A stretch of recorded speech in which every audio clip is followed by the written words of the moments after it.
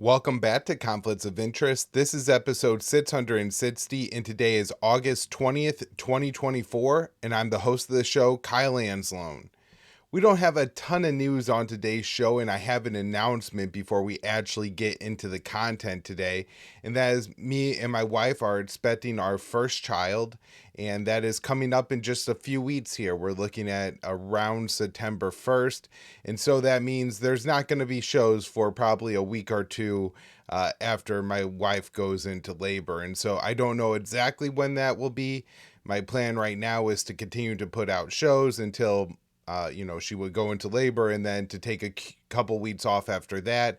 I will post updates on, when the show is going like on my paternity leave, and then when I will be coming back on my Twitter handle at Kyle Anzalone _ And so again, if you're missing this show, and I'll mention this a couple more times over the next couple of weeks, but if you don't see any more conflicts of interest in your feed for a few weeks, I haven't ended the show. I'm just, enjoying the birth of my first child. So anyways, I appreciate you all, are going to be flexible with me, while I again experience the birth of my first child. I'm extremely excited and happy for this, and I'm really looking forward to it. The only thing I'm not looking forward to is stepping away from the show for a few weeks, because I really do enjoy doing this every morning. But now let's get into the actual material I need to bring you for the show, and that means first up here, talking about our sponsor, and that is the Expat Money Summit 2024, which is the world's largest offshore event, taking place entirely online from October 7th through the 11th. It's put on by Mikhail Thorup, the host of the Expat Money Show, fantastic podcast that I have been on, and a highly sought after expat consultant with over 2 decades of experience. So you will discover why international diversification is a must for those looking to preserve their liberty and wealth. You will learn how to do everything you need about crafting your perfect plan B. So that means how to acquire a second passport, diversify your finances offshore, invest in international real estate, and get in-depth insights on geopolitics from world-renowned experts, headline speakers, and what a list he has here. Dr. Ron Paul, Doug Casey, Scott Horton, Tom Woods, Mark Favor, Tom Logano, and if that's not enough, myself, Dave DeCamp, and Hervoya Morik will be on a panel about World War III, fear-mongering, or genuine concern. So to reserve your complimentary ticket, head over to expatmoneysummit.com. Again, that's expatmoneysummit.com, or just follow through the affiliate link in the show notes page. Additionally, if you want a VIP ticket to the event, you could secure one for $100 off by using the promo code Kyle, Kyle, that's my name, when you check out. Or again, we have a link in the show notes page that will take you right through and put the promo code into the field for you, so you don't have to worry about it. Anyways, the panel that I'm on with Dave and Hervoya will be a VIP panel. All right, with that, let's hop into the news for today. We got a couple important things here. Zelensky says Kursk invasion shows Russia's red lines are a bluff. And once again, this guy is saying things that are extremely disturbing. So Dave DeCamp writes here at antiwar.com on August 19th, Ukrainian President Zelensky said Monday that Ukraine's assault on the Russian Kursk Oblast shows that Moscow's red lines and threats of retaliation are a bluff. Zelensky made the comments while criticizing the US and its NATO allies for not allowing Ukraine to use Western-provided weapons to launch long-range strikes inside Russian territory. So he said, "We are witnessing a significant ideological shift. The naive, illusory concept of so-called red lines regarding Russia, which dominated the assessment of the war by some partners, has crumbled apart these days." The Ukrainian leader claimed that if Ukraine had been allowed to fire NATO weapons deep inside Russia, it wouldn't have had to launch the offensive inside Kursk. He said he also claimed that long-range strikes would stop Russian gains in eastern Ukraine, which had become more rapid amid the fighting in Kursk. He said, "You must realize both here and in capitals where you work that Ukraine is separate from stopping the advance of Russian army at the front by only one decision. which we expect from our partners, and this decision is on long-range capabilities. So while the U.S. hasn't signed off on long-range strikes in Russia, it has allowed Ukraine to use U.S.-provided weapons in Kursk, and Russian officials have said that the U.S.-provided HIMARS have been used in the assault. The invasion came a few months after President Biden gave Ukraine the green light to use U.S. weapons in strikes on Russian border regions. A U.S.-backed invasion of Russia risked major responses from Moscow, despite Zelensky downplaying the threat. Throughout the war, Russia has escalated in direct response to Ukrainian attacks on its territory. For example, Russia did not start large-scale targeting of energy infrastructure in Ukraine until the first bombing of the Crimean Bridge, which took place in October of 2022. The use of NATO weapons inside Russian territory also increases the risk of direct confrontation between Western military alliance and Russia, which could quickly turn nuclear. So I think there's a couple more things worth mentioning here. While we do know the U.S. has told Ukraine that it can use American-made weapons to strike Russian territory in what it calls border regions with Ukraine, and so it talked about the Russian Belgorod Oblast, because that's across from Kharkiv, and I guess Kursk is included in that region as well. But they really haven't put at least any public defining lines on where they could use these weapons. And we've had Michael Tracy, who's doing just a fantastic job being the only reporter in America right now, who has been confronting not only Republican congressmen. This week he's headed to the Democratic National Convention, but he was also in Omaha, Nebraska for the Stratcom report on nuclear weapons. And there he asked the generals in charge of American nuclear weapons and the American military more broadly if there were any concerns about the escalations in Ukraine, particularly when it comes to cross-border attacks and having this seemingly ill-defined range on where Ukraine could use American weapons to strike inside of Russian territory.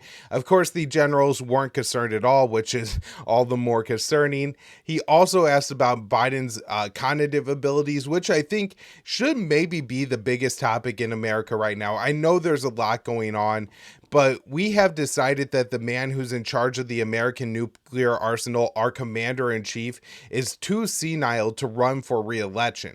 And so if he can't possibly go out day by day and talk to the American people about what his policies are, how can he possibly implement those policies? I also saw some clips this morning before I went on. Don't have anything loaded up for you today, but just a couple very rough points from a recent Biden speech, and it I think raises this alarm bell even higher.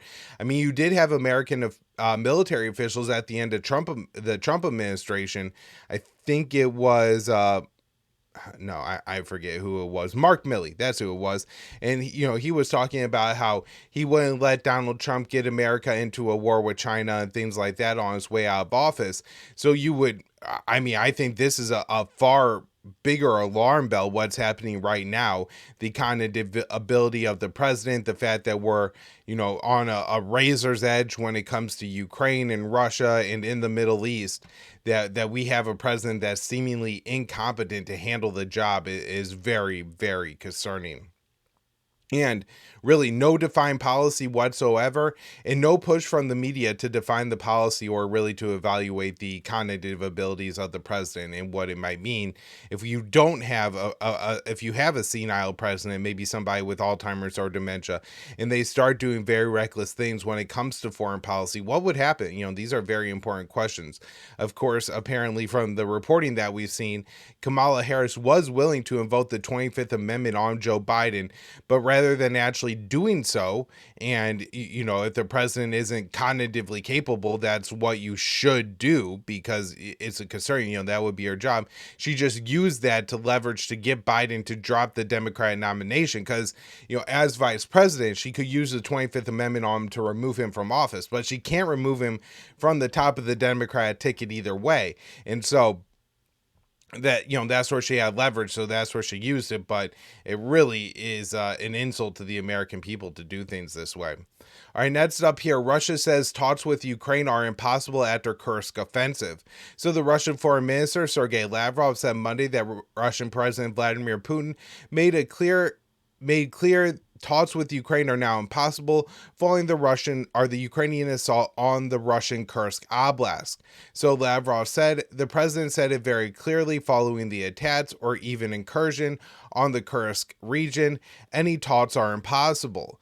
Ukrainian officials have suggested the purpose of the invasion of Kursk was to gain leverage for future negotiations with Russia, but Moscow's reaction to the incursion signals the assault would only delay peace talks, which seemed to be the obvious outcome from this. If you look at the situation here where nobody thinks, not even NATO thinks, that the Ukrainian hold of territory in Russia's Kursk is something that they could maintain long term.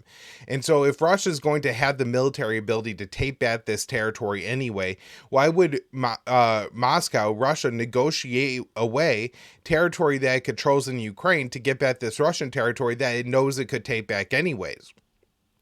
So I think that's a real major problem with that logic. And going back to the first article that Dave wrote about, Zelensky saying that Putin is bluffing and this is proof, it seems to me that that would be a more, not logical, but likely thought train from what we've seen from the Ukrainians, where really everything they're focused on isn't the war itself, but how much support, how much money, how many weapons can they get from the West for this war effort. And so if they thought that they would be able to convince their Western partners that Russia will never negotiate to nuclear war by doing this, then that might have been the reason that Ukraine decided to carry out this attack. So the Washington Post reported on Saturday that Russia and Ukraine were due to hold indirect negotiations in Qatar on potential agreements to stop targeting each other's energy infrastructure, but it was derailed by the Kursk offensive. The Russian Foreign Ministry spokeswoman Maria Zakharova appeared to deny the Post report, saying that Russia was not involved in any direct or indirect talks with Ukraine that could have been derailed by the Kursk offensive. Lavrov mentioned the report, but only denied rumors that Russia and Ukraine had any clandestine talks ahead of the talks or any clandestine contacts ahead of the talks that were supposed to be brokered by the Qataris. Ahead of Ukraine's invasion of Kursk, Zelensky signaled he was open to holding peace talks with Russia, which was a significant shift in his position. He previously rejected the idea of diplomacy with Moscow unless Russia withdrew from the territory it captured in Ukraine, as well as Crimea. Russia expressed an openness to Zelensky's willingness to talk, but now Russian officials view the comments as a ploy since they were made as Ukraine was preparing the Kursk offensive. Russia and Ukraine have not engaged in any talks on a potential ceasefire since the early days of the invasion. A peace deal was on the table during negotiations in March and April of 22, but diplomacy was discouraged by the United States and its allies, which promised to fund the Ukrainian war effort. All right, next up here, this one I wrote for the Libertarian Institute on August 19th. Lithuania begins building base to house German soldiers. So Vilnius started construction on a military base that would house over 4,000 German soldiers. The facility will be located just miles from the shared border with Belarus. So the Lithuanian defense minister described the construction as a huge investment that will cost over 1.1 billion. He said the German deployment represents deterrence to push the Russians out. However, it is unclear where Lithuania plans to push Russia from, as Moscow has not invaded the Baltic state. At least 24 German soldiers are already stationed in Lithuania. The German troop deployment, which is scheduled to surge to 4,800 troops by 2027, is Berlin's first permanent garrison of soldiers deployed to Lithuania since World War II. From 1941 to 1945, Nazi Germany occupied Lithuania. Under Hitler's control, the entire Jewish population of the country was nearly wiped out. I think the estimate ranges from 95 to 97.5% of all Jews in Lithuania were killed or driven out of Lithuania during the Nazi occupation of the country, which apparently was the highest percentage in all of Hitler's occupied territories. So the deployment will provide significant military surge to Lithuania, which only has 15,000 active duty soldiers. The base is located just 12 miles from the border with Belarus. Germany plans to deploy over 100 Leopard tanks to the base.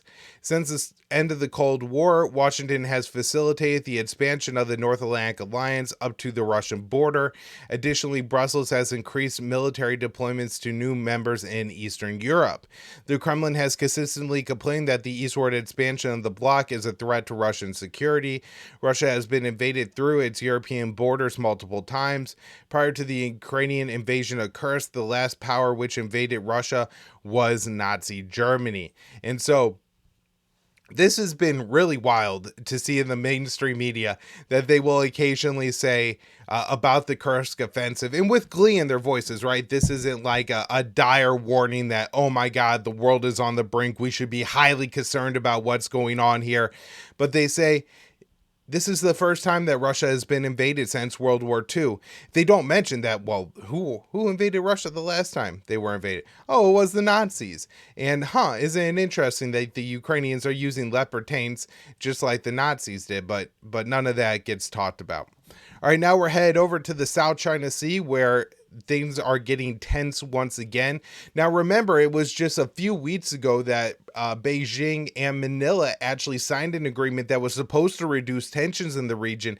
And just a few days later, the U.S. announced more military commitments to the Philippines in what seemed like a real effort to scuttle the attempt at diplomacy there.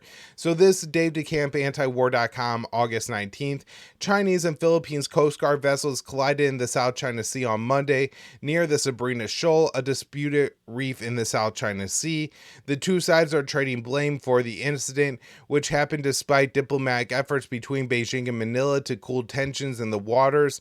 The Sabrina Shoal is a part of the Spratly Islands and is claimed by China, the Philippines, Vietnam, and Taiwan. The Chinese Coast Guard said the Philippines vessel illegally entered the waters near the shoal, which is about 86 miles west of the Philippines island of Palawan, and accused it of purposely colliding with the Chinese vessel.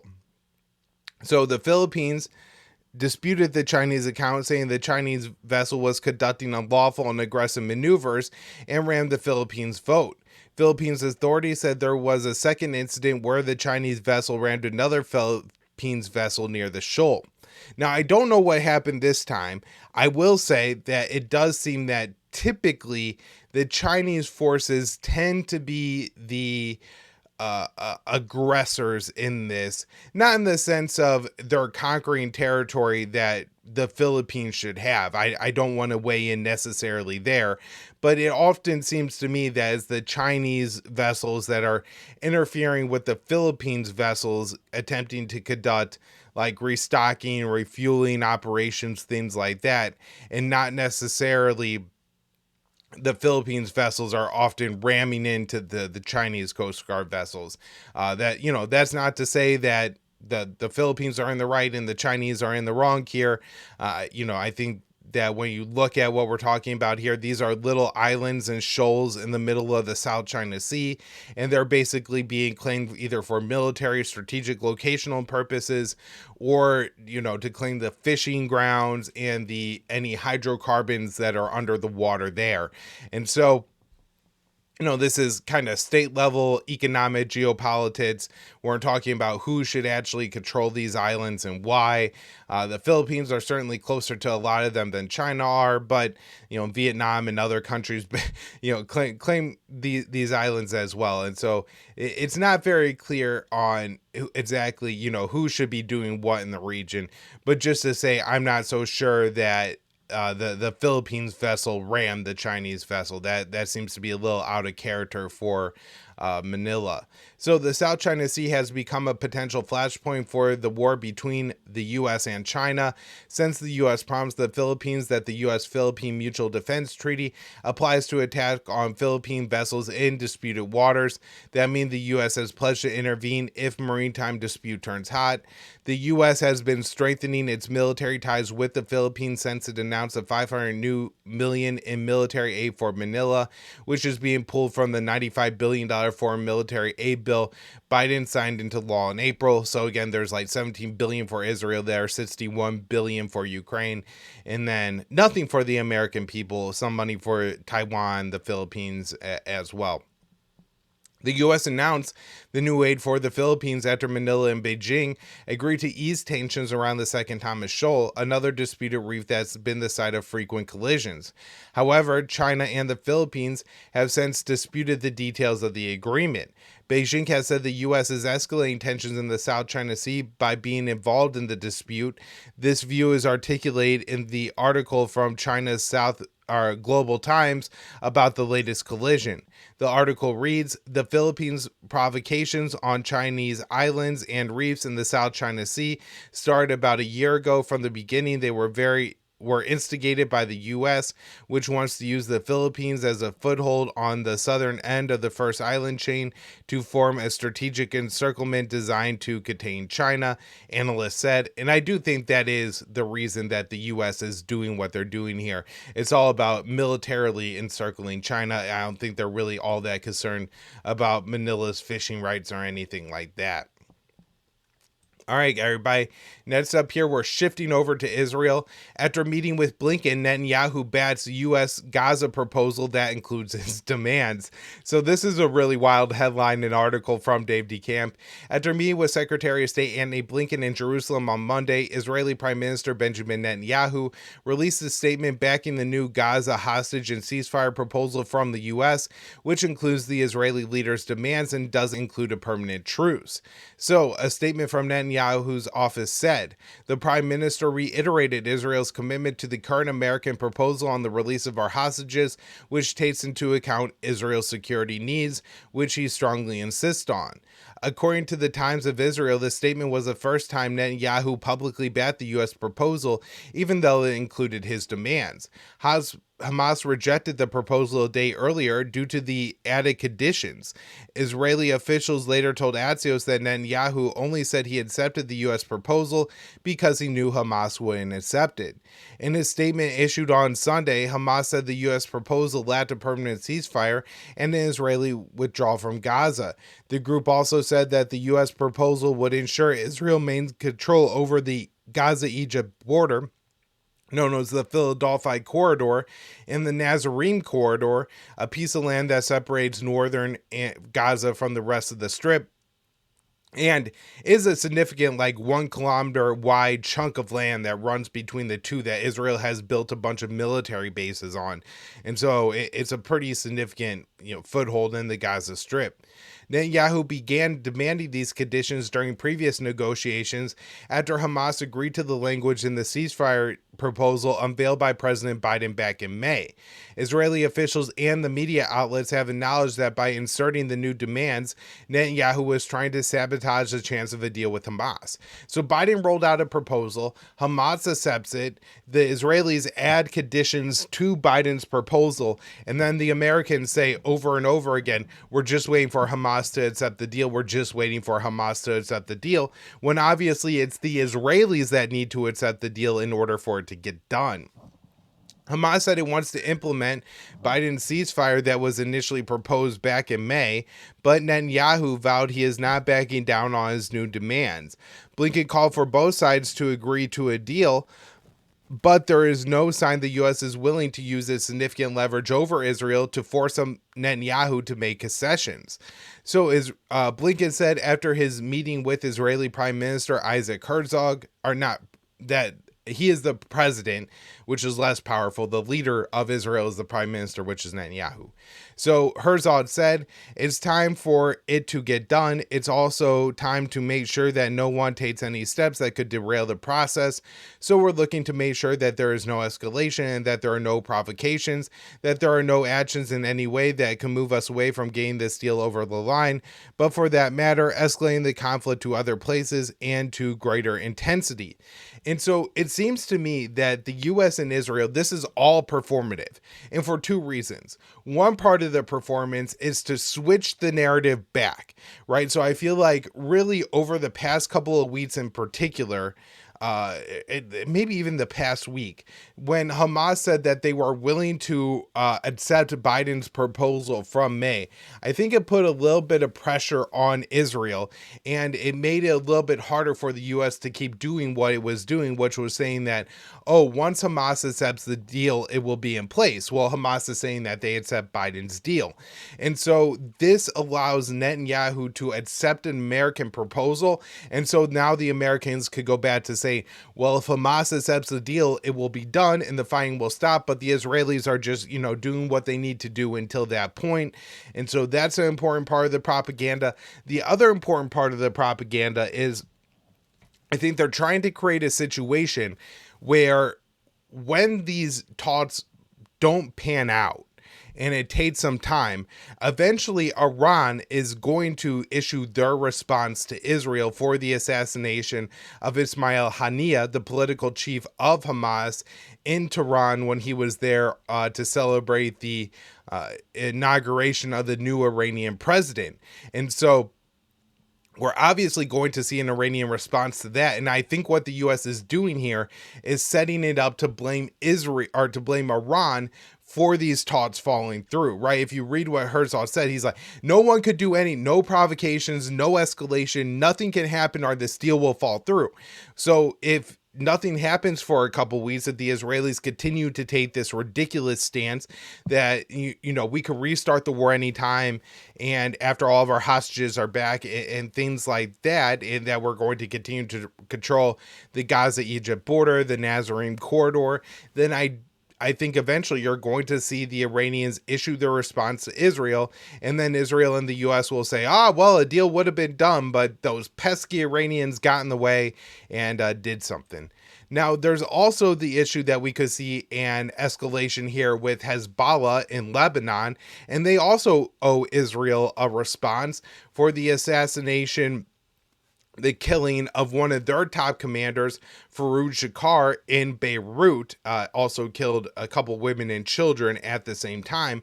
And we did see, this is from Jason Ditz at antiwar.com on August 19th, Hezbollah launched a fury of drones against northern Israel, and one of the drones exploded and killed a chief Israeli warrant officer. So it's possible, I guess, that this was just a general attack from Hezbollah, a part of the daily tip from Tat that are going across back and forth the border. Could have been a targeted attack on the chief warrant officer, and could have been a part of the the Hezbollah response to the Israeli assassination of the Hezbollah commander. Last article before I wrap it up for the day. Human Rights Watch says Israeli airstrikes on Yemen were a possible war crime. So Human Rights Watch released a report on Monday that said that the July 20th Israeli targeting of Yemen's Red Sea port of Hodeidah could be a war crime since the attack caused disproportionate harm to civilians.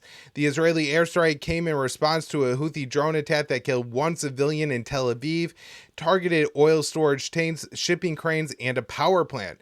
The strike killed 6 civilians, all employees of the Yemen Petroleum Company, and caused an estimated $20 million in damages. So Human Rights Watch said, the attacks appear to have caused disproportionate harm to civilians and civilian objects. Serious violation of the laws of war committed willfully, that is deliberate or recklessly, are war crimes. According to the Yemen Data Project, the Israeli attack resulted in more civilian harm than the hundreds of US and UK strikes that have been launched on Yemen since January combined.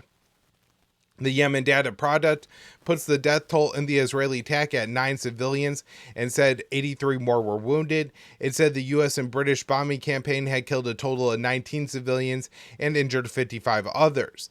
The Israeli attack on Hodeidah could have lasting implications for the millions of Yemenis who live in Houthi-controlled areas of the country. From 2015 to 2022, a U.S.-backed Saudi-led coalition imposed a blockade on Houthi-controlled Yemen, which is where most Yemenis live. During that time, the Saudi-led war on Yemen killed at least 377,000 people, more than half of which died of starvation and disease caused by the siege. Yemenis have had some release since the Houthi-Saudi ceasefire was enacted in April of 2022, but the Israeli attack on Hodeidah and the U.S. bombing campaign threatens the flow of aid and imports in general. So Human Rights Watch said the Israeli attack on Hodeidah in response to the Houthi strike on Tel Aviv could have lasting implications for millions of Yemenis in Houthi-controlled territory. Yemenis are already enduring widespread hunger after a decade-long conflict. These attacks will only exacerbate the suffering. The U.S. has continued to bomb Yemen, which was and the bombing campaign was launched in response to Houthi attacks on Israeli shipping in the Red Sea. The U.S. and British strikes on Yemen have only escalated the situation as the Houthis have expanded their targeting of commercial ships. The Houthis have launched missiles and drones towards Yemen in response to the genocidal war in Gaza. The drone in Tel Aviv was the only one to cause any casualties inside Israel. Human Rights Watch said Houthi drone attacks may also amount to war crimes. All right, everybody, that's where I'm going to wrap up the show today. Thank you all so much for tuning in. We'll be back with more later in the week.